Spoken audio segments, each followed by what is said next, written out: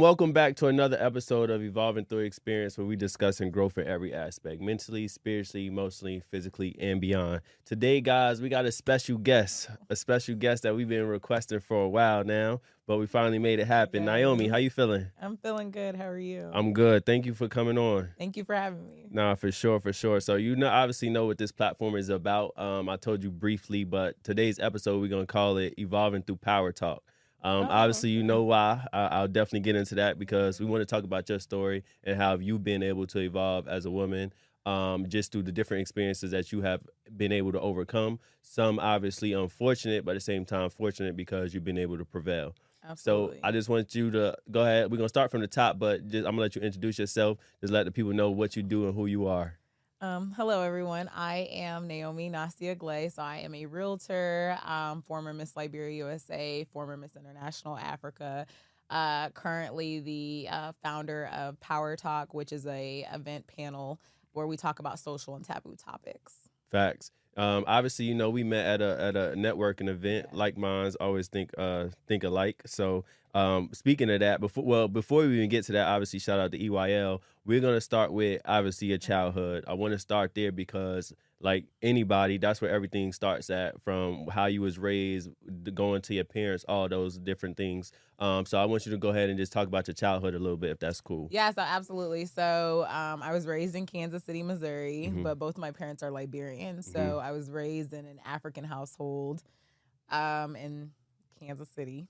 And so it's quite different because, and I have 6 brothers, 3 sisters, but it's quite different because you're this Black child, right, in Kansas City with predominantly white environment. But then you go home and you're African, you know what I mean? So it was kind of like a little bit of a cultural shock, kind of wherever I go. Like if I'm hanging out with my white friends, obviously I'm going to be Black. If I'm hanging around with my Black American friends, you're African. And they're going to do all the jokes or whatever. And then if I'm hanging out with my cousins or whatever, then I am too American. Oh. Yeah. So let's talk about that though, because obviously we know that's a real, I would say, issue, the difference of how we approach our own and whatnot. So I know you said you was joked on. So let's talk about that a little bit, because I think some people may take it as a joke, but I think it's something more to it if you do agree. Absolutely. Absolutely. I mean, now as an adult, it's, it's cool to be affiliated with Africa in some sense. And so, it is what it is. But growing up, that wasn't cool, especially being a child. Correct. Yeah. Kids are cruel. Like, they are so mean. And so it was kind of difficult, kind of trying to navigate through all of that. So what could you say to a young child woman that's just came from, let's say, obviously different countries in Africa, whatever country it may be, and they've new to this obviously Americanized system, and they meeting friends, and obviously we know there's a propaganda that's told about us before people even come over here. So let's talk about that. What could you give to that young Black girl to let her know, like, all right, these are what the stereotypes, quote unquote, but this is how you deal with it? Judge people based off of how they treat you.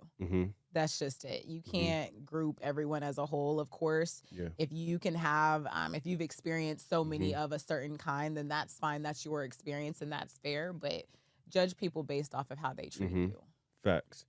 So, and with that being said, when did that realization come for you to obviously as a child, most children don't know that off rip. So when did that realization come to you to be like, all right, I'm gonna start judging these quote unquote friends based on how they're treating me, or even obviously other white friends or whatever it may be, just in general? I would say probably high school. Okay. It wasn't until high school where I started realizing okay, I have, because I didn't really have honestly a lot of Black friends growing up. And high school is kind of when I Why is that though? Why do you feel that was the case? Kind of, I think more so. I lived in Kansas City. Okay. And so Kansas City, they don't have well, that the many, population, it's not where I grew up at. I grew up in the north. So yeah, more of the suburbs. Got you. Okay. Yeah. So it wasn't, okay, I got you. I never been there, so I don't know. I got you. Yeah, once I got older and I was able to drive and I was going in the city, I was that suburban girl who wanted to hang out with the Got you. hairdos or whatever.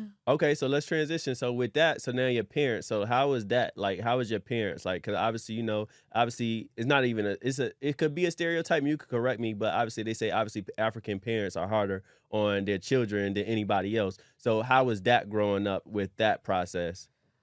Yeah, so I was like an abomination, right? Because I didn't go to college. Like I Okay. moved out here with like $500. Like I'm out. Like I'm Word. leaving Taking Kansas risks. City. Out. And so when my parents, they were like, I remember they were like telling people like, oh yeah, no, she's going to school out there. Like, no, I wasn't. Oh, Like that's what they just told people, but knowing you was doing and something so else. yeah, they were like, come back home or you need to go to school, whatever. And I was like, nah, I'm out here doing my thing. I ended up registering for school and then just getting a check and not And doing left. nothing with it. Yeah. I got you. So you had a scholarship. I had a scholarship in Kansas City. I Okay. had graduated high school early, went to college because my mom was like, you have to go to college if you live in my house. And so I went for a year. And then that day of finals, peace out, I'm done. So you did the finals and just left. Done. Why did you make that decision? It just wasn't a place where I could grow. Like, when you just know when you are in a space that you're not able to flourish. And Facts. I think obviously there was like some childhood things I was running away from, which we'll talk about. Yeah.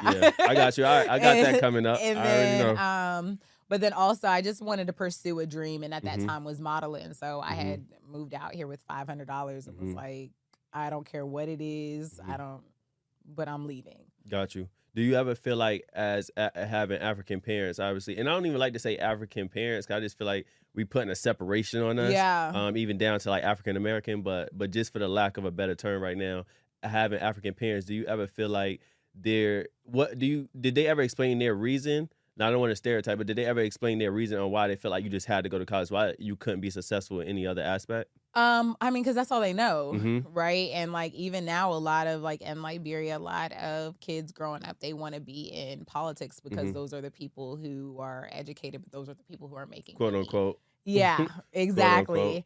And so I think that was it. So.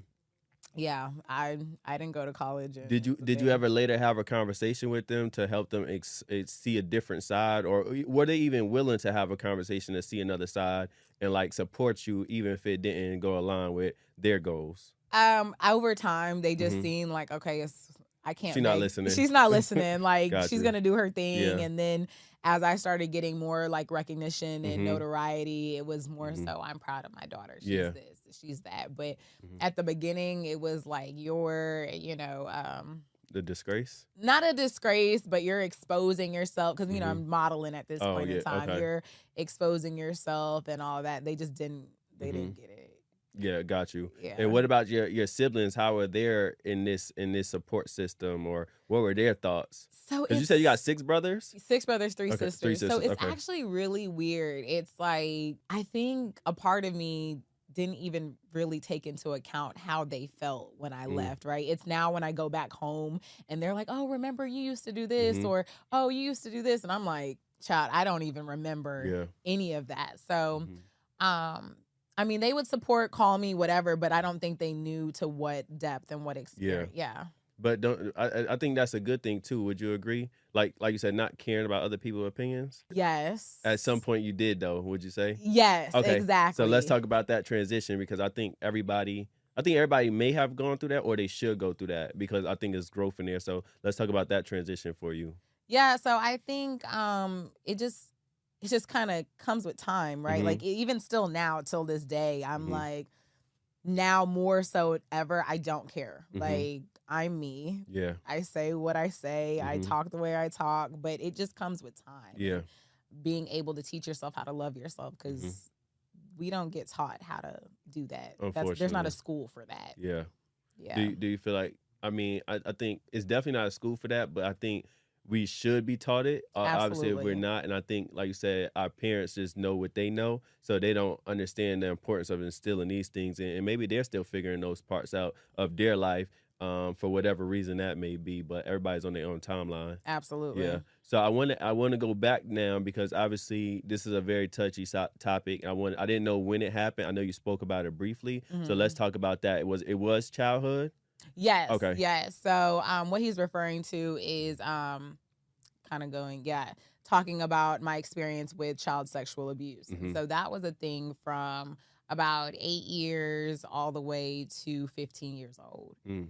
And so that was my main, I think that's kind of why there's some blurred lines of what did happen in my childhood with, when my siblings are like, oh, remember you used to do this? And I'm like, child, I'm just blinked out. Yeah, you know what I'm saying? I'm just trying to move day to day. And Mhm. so, yeah, that happened during that time frame. Got you. So between that time frame, did your parents ever know, or like did they like when did you finally come out and tell them that? Yeah, it was about 15, 16. So it was a situation where It's having ending. African parents, right? And my mom at the time used to like send, because it was my brother. Okay. So she used to like have him do things for me all the time, like take me to school, this and that, and she wouldn't know what was going on.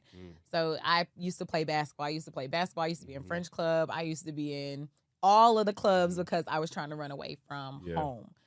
And so one day I had basketball practice and she was like, and it was a parent-teacher conference meeting, and he came up there and I was like, what are you doing? Like, it's a parent-teacher conference meeting. And my mom called me and was like, yo, like, what's the problem? Like, so she came up here. She was like, this is my first and my last time coming to this place. Like, why do you hate your brother so much? And then from there, that's kind of how it like unveiled. She's like, why do you hate your brother so much? And so I ended up telling her like, well, this is what's been happening. And then, since 8 years old. Since 8 years old, since the first grade all the way up until freshman year. Yeah. So how was like navigating this conversation? Because I know it's no easy way to do that. So obviously you telling her from at this point it's ending because you're finally coming out and saying something. But how was that process of even navigating that conversation to tell her and your father? So we hid it from my dad, actually. So she was like, we're not telling your dad. Like, I'm taking this to the grave. Like, so so what happened was we had the conversation all the way in the car, all the way up into the house. And I remember this part, like, vividly. Yes. Yeah. And he was in the shower at the time. So she just basically was like, when you're done, come in my room and talk to me. So we were all there. She addressed the issue. And of course, in front of your brother. In front of him. And he was like, nah, like, I didn't do that. And at that point in time, there was like truly a weight that was lifted off my shoulder. And I was like, yeah, you bought me all those things. Like, so I wouldn't say nothing. Yeah. And then, we went through that. And then for like 3 days or so, we was walking around. It was Thanksgiving. So we walking around the house like. Nothing happened. Nothing. And then Black Friday came around and all the kids, we would all go out. And I didn't go that year. I was like, I'm not feeling it. And my mom comes and she touches me and she's like, your dad wants to talk to you. And I'm like, oh, you told him? She said, yeah. Yeah. Okay, I was about to ask you that, and like, how do you feel like that was the right call to say she's gonna take that to the grave? Like, absolutely not. Yeah. Okay. Yeah. Cause I'm like that's gonna make it worse. No, but I know she was confused because she's in a rock and a hard spot, and I hate to like sometimes talk about it because even though it's my truth, but to put her in under the bus because I do understand that she was in a tight spot. In a tight spot with 2 children, And I think that's something we could like obviously, and I appreciate you even being transparent. Like, and I could say that I understand that perspective from your mom because I can only imagine these are both your children. So it's like, how can you throw one under the bus and then to save the other one? But it's like, what even made him do that? So it's like I could understand that perspective. So what did your father say? Like, how did he go about it? So there's only, and this probably, I don't get emotional when telling my story, but like, because I remember this part so vividly, is he cried. And it's very rare that I've seen my dad cry, and recently I've seen him cry because I was sick real bad, but like 3 times my whole life. And that was like, dang. Yeah. He was like, he stole your innocence from me. Yeah. And I was broken when he did that. And I was 16 at the time. Yeah. Yeah. And unfortunately you was broken. At what point was you able to finally like heal from it? I don't want to say move on and get over it because that's not something you just simply do. But at what point was that? And then at what point did you, if any, was able to forgive your brother? If so. Wow, that's a loaded question. Mm-hmm. Okay. So as far as healing, I think it's an everyday journey. Okay. Like it's an everyday thing. Like I don't necessarily say I would heal. I would even say, because it sometimes shows up in relationships that my intimate relationships that I have with men, or even relationships that I have with certain family members. So I wouldn't say necessarily. I think it's healing is an everyday process.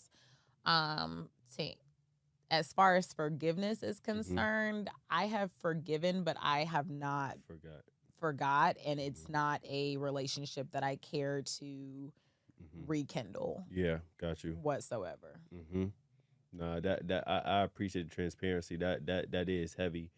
Just even like thinking about it, because I could only imagine having a sister. And I actually found out I had a sister probably like a few years ago. Oh wow! So all these years I never knew I had a sister. But so I could only imagine like one of my brothers. Obviously, like that just could be a lot. So to hear you obviously are healing from it continuously, like I'll say this to be my last question before we move on.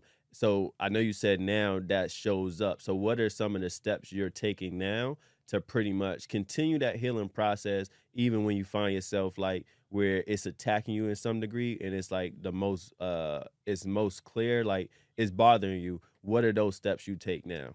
Yeah, so I do go to therapy. Okay. So I've been going to therapy now for about 3.5, 4 years almost. Okay.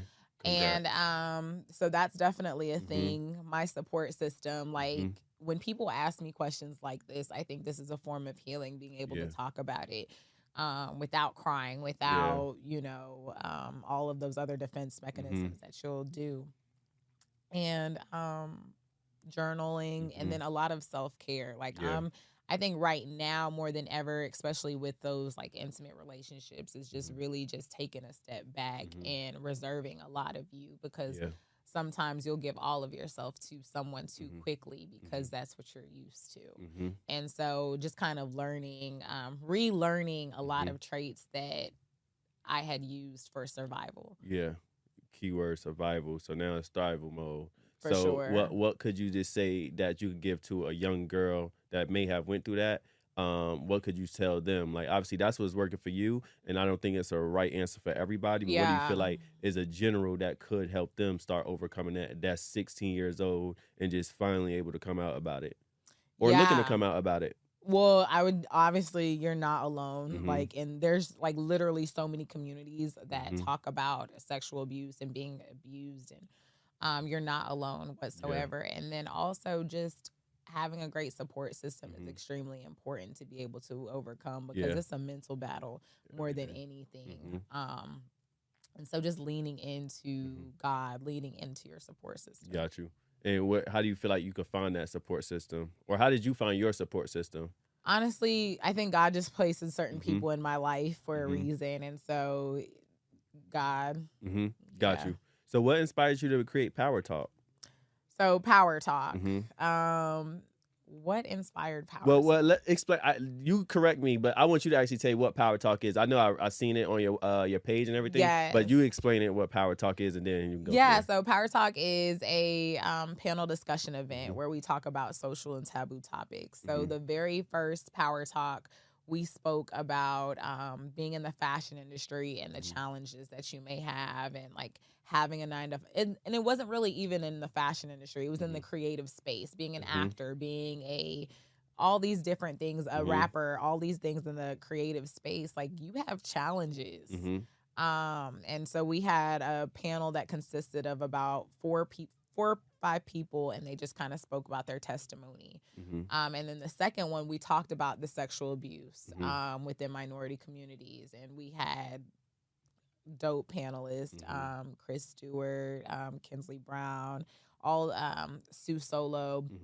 They were all on the panel, and they spoke about their experience in that space. And then the third one was online because COVID. Okay, 2020. It was also about sexual abuse as well. And then the last one that we just had was about financial literacy within minority communities. And then what year did that start then? Because that was the last one. 2018. 2018. Okay. Yes. So 2018 you just started. Yes. Okay. And then from there, what are your goals with that? Because I think that's really a dope thing to have. Like you said, it's a panel, something that's consistent. So what are your goals to take? Where are your goals to take that? Yeah, so this year we're gonna revamp. We're doing our thing. I'm nervous because I'm like putting it out there in the world. Nah, you good. If you don't want to, we can wait. No, I have to because this is like holding you accountable. Exactly. Got you. Say less. Yeah. So 2024, June 23rd, from 6 to 9 p.m. The 5th PowerTalk will take place, and it will be about basically physical limitations and how it can impact your mental health. And that recently came about because I just recently went through a health scare and I didn't understand it. And so I think it's extremely important for people to talk about how certain traumas can impact your mental health. Yeah. Okay, and with that, I want to. There's two things I want to take out of that. Hopefully, we want to make sure ET get an invite to that. To that of panel. Of course. And the second thing is, if you are comfortable sharing, what was that? That I know you said health scare, and how has it been able to help you grow? So what was that? If you don't mind sharing. Yeah. So it was topical steroid withdrawal. Okay. So I'm not sure if you're familiar with that at all, but are you familiar with eczema? Yeah. Okay, I heard it. So I have eczema, and went in 2018, 2019. I went to Liberia. I've gone to Liberia plenty of times, and my face broke out real bad. And I mean, I was crying, and because 2 weeks later I had to go to Japan. So called up my doctor. Literally the day that I touched down in America, I went to the dermatologist and I got prescribed triamcinolone, which is a topical cream. It's a steroid. It's like cortisone. Okay. So I've been on that for 3 years. Your skin will get addicted to these things. And so what happened was July of this last year, I went to Miami and I stopped taking it. I started getting these black spots on my back. Next thing you know, like from head to toe, I was covered in like dry, flaky skin. And I'm talking about thick skin where it would there would be a pound of it falling on the ground where I couldn't walk. I lost like 20 pounds. I had to shave all my hair off. I mean, it was like something I had never seen before. It's like you literally wake up, you having the time of your life, drinking hookah, smoking, and doing all this. And then the next thing you know, it's like, and I'm someone who holds my physical, I hold that to a standard, right? And I'm always looking at myself like, oh, you're beautiful, this and that. And, you know, people, oh, you're pretty, this and that. But then when all of that's taken away from you, when it's coming on your face and you have to shave off your head. Nah, it was like the worst. Literally the darkest time in my life. Your life. Yeah, literally. And it's crazy you already say that because I was going to ask you about another experience. So from that, obviously, you're doing better now. For sure. Okay. And I'm sure it's a healing everyday process. Yes. So with that, how has that so what's been like the mechanism to help you, just in case somebody else out there that may be dealing with that, what has been the mechanisms or things that has helped you to pretty much transition from that too? Okay, yeah. So my faith was so strong during that time, because I had nothing to rely on. Because at that point in time, honestly, and this is me being completely transparent, I was like, I'm done. I don't know how people kill themselves, but I need the script, because I just could not do it. And so I think my faith was really important. My support system, finding a good support system. I had my friends come and cook for me. My mom had to fly out and bathe me because I couldn't walk. I couldn't do nothing for myself. And then I would also say, just know what fits listen to your body. I don't believe in medicine whatsoever. That's a fact. Don't ever think that I'm about to take any sort of medicine right now, because medicine is what ended me there, where I was that negative, and I'm like, my life is not even worth living anymore. So, that's what I would say. Yeah, well, I like I said, I'm glad to even have you here and to even know that. I think I'm getting emotional. No, it's a very serious topic. We can get some tissue. You got some tissue? You need some tissue? Yeah, get some tissue. Sorry. It's good because that's real. It's right outside the door. This therapy, this a therapy session. So No, yeah, I think because it's so Mhm. recent compared Mhm. to, the child abuse. This is, I Yeah. mean, I'm still kind of having like certain impacts and Mhm. effects. Yeah. Oh no. Oh no. It's all good. Okay, it's okay. It's gonna come down. And I don't want my makeup to be messed up. You're good. You're good. It's all good. It's healthy. It's healthy. Yeah, it is, It's honestly healthy. speaking, because yeah, that was, like I said, a dark. Mhm.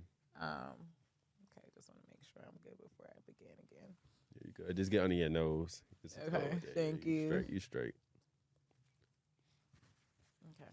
I think it's vital. I appreciate you sharing it because, like you said, you never know who's going through things, and you never know where people been at in life and what instances or experiences could push them to that point. And I think it's something Absolutely. that we could talk about more because it's a reality. It's a reality that we need to address so we can avoid it. So just Absolutely. like, for example, even people that have done molested people or whatever, that's something that we should study, not obviously giving them a pass by any means, but let's study it so that way we can avoid these type of things in the future. Yes. So hearing you say that, I'm just glad that you're here, honestly, because Thank you you. never know what people going through. Even one thing I do like, and I need to get back to, like when I'm meditating and putting out energy to the universe or whatever, I'll pray for people that I may not even know. Like just because you never know what different people going through, Exactly. and without you don't have to know somebody to care for them. I don't believe that you got to know somebody exactly to care for them. So just hearing that and seeing how much you have grown and you willing to share that, I just want to commend you and say I Thank you. appreciate you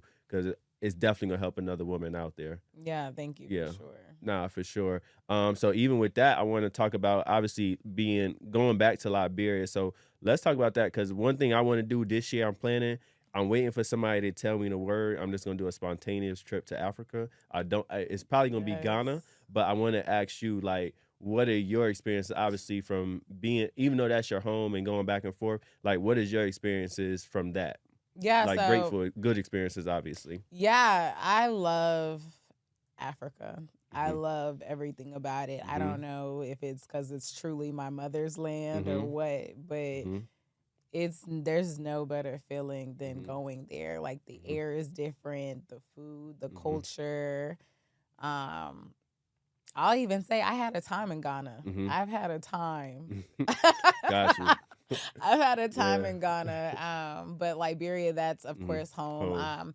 I mean, I actually have two businesses Mhm. going there, joint business Yeah. ventures in Liberia. So Mhm. obviously I love Mhm. Liberia and everything it stands for, not just because I'm there, Mhm. from there, Mhm. but our food, Yeah. top tier, best jollof rice, just so Say you that. know. Say that. Yeah, Liberia has the best jollof So, rice. so how far is Liberia from Ghana? It's like a 2 hour flight, 3 hour flight. 3 hour flight? Yeah. Okay. So Not far at all. not far. Okay. See, these things I need to know because Yes. I truly want to move out there. I can't do that immediately no time Yeah. soon, but that is one of my goals to move to some country in Africa. I'm not sure which one, but I Well, definitely need to tap in each one just so I can see the vibes. I would say the west side's the best side. The West Side. Okay, bet. Say So less. yeah, that's Bet. Ghana, Nigeria, Guinea, Yeah. Togo, yeah, Liberia, Okay. Ivory Coast. Yeah. When do you? How often do you go? I go once or twice a year. Once, twice a year. Yeah. So is your mom and everybody still there, or did they move back? 'Cause I know you said you was in Yeah, Kansas. so they're in Mhm. Kansas City, and Okay. then my dad lives in Liberia. Okay. So how is that like for him living in Liberia and then your mom living in Kansas? Child, it's complicated. Okay.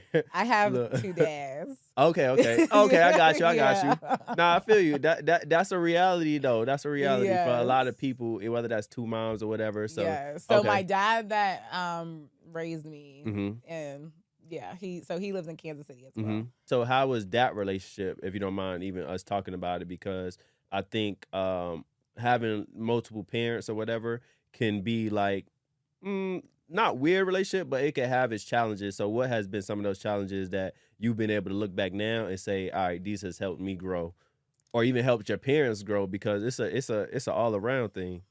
It's too complicated. Too complicated. All right, so we'll pass on that one then. We'll pass Yeah. on that one. If anything, what's one thing you could give to somebody? Just one simple thing that you could say In without regard, going into your details of for your okay, as relationships. far as that, Yeah. I would say, because I'm still kind of navigating Mm-hmm. that. whole situation. So I would really just say to find peace in whatever decision you decide to make with certain relationships. Got you.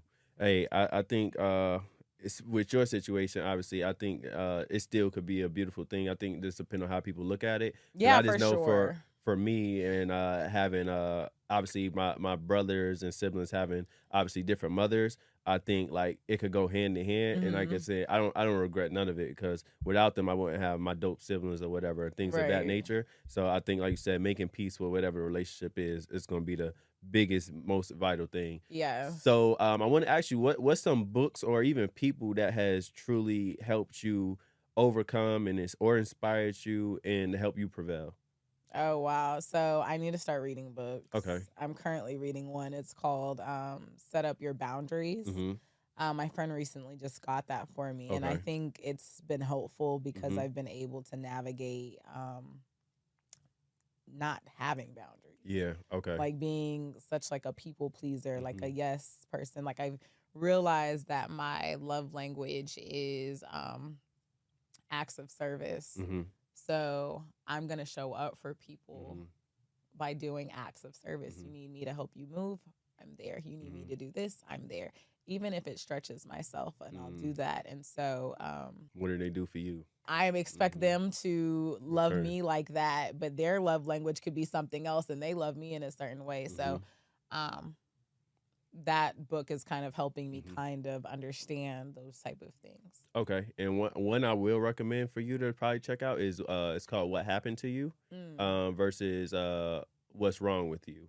So it's by Oprah and a doctor. I can't remember the other person's name, but it just pretty much goes into pretty much everything we just talked about. So you know how somebody, you may be getting an argument and they be like, what's wrong with you? And that may be triggering, but it's more of like what happened to you, because now we could sit back and have a peaceful conversation and dialogue to say, okay, these are the circumstances, experiences that you've been through, and these are having an effect on today's relationships, today's interactions with different people. So I definitely think you will enjoy that as well. Oh yeah, thank you. No, for sure. And I'll send it to you. What about a person though?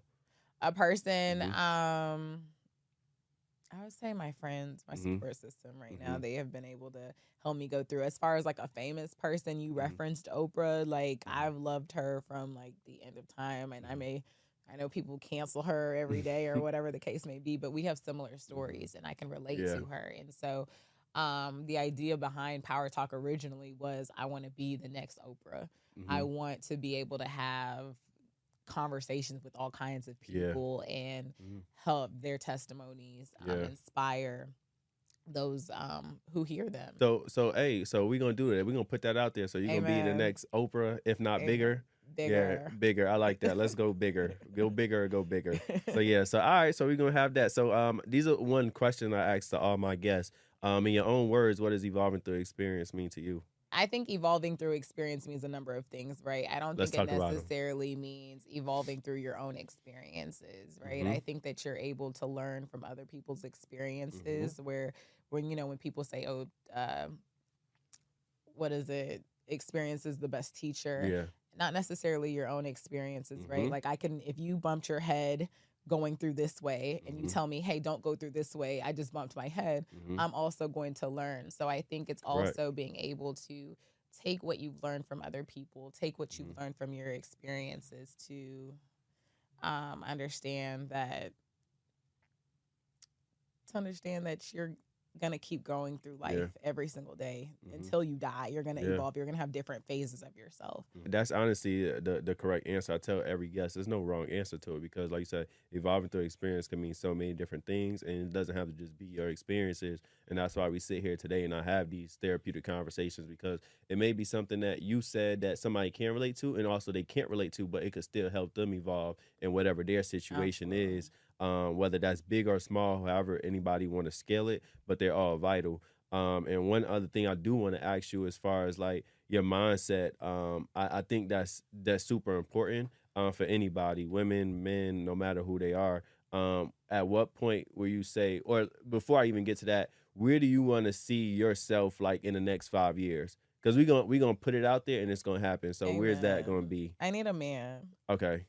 All right, ET, we gonna find you one. We're gonna find you one. Yeah. That's the goal. Like, well, what else? I don't want to say that's just the goal that's because not that just sounds the crazy. goal, but that sounds crazy. No. Yeah. Yeah. So I definitely want to, instead of being a real estate agent, I would prefer to be either on the development side or investment side.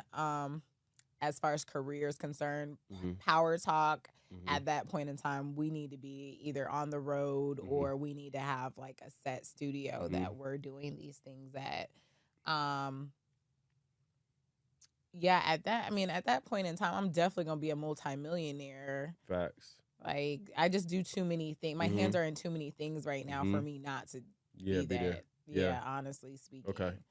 Yeah, I should be traveling the world like always.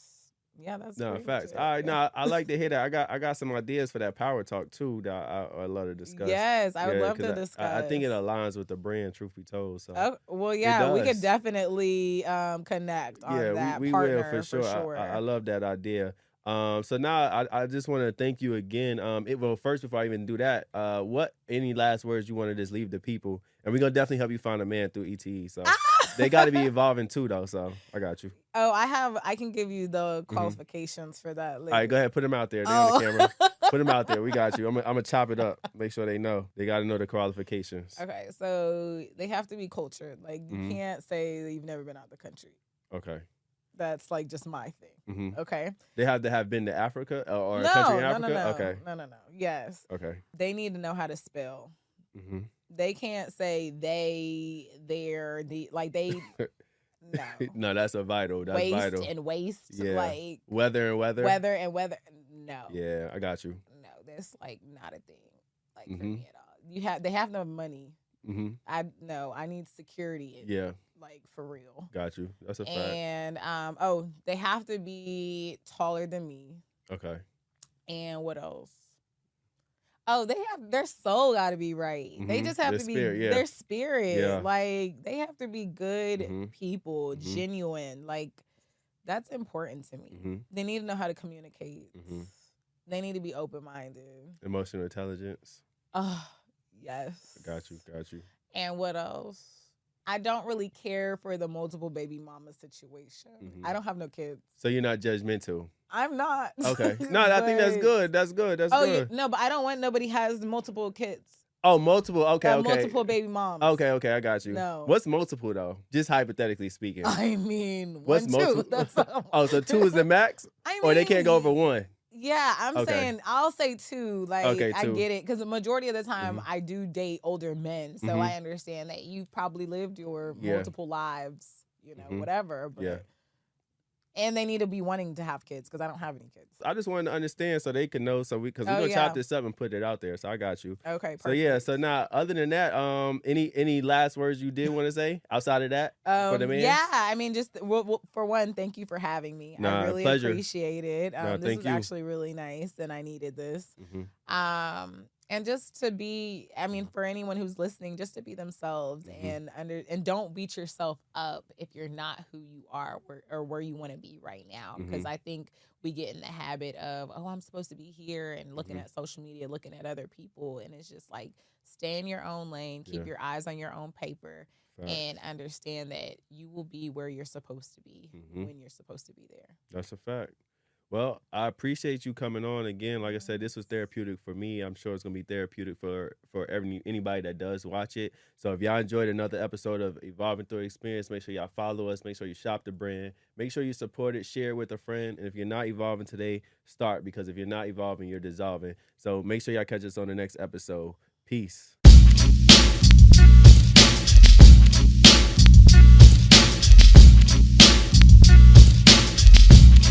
I'm a bad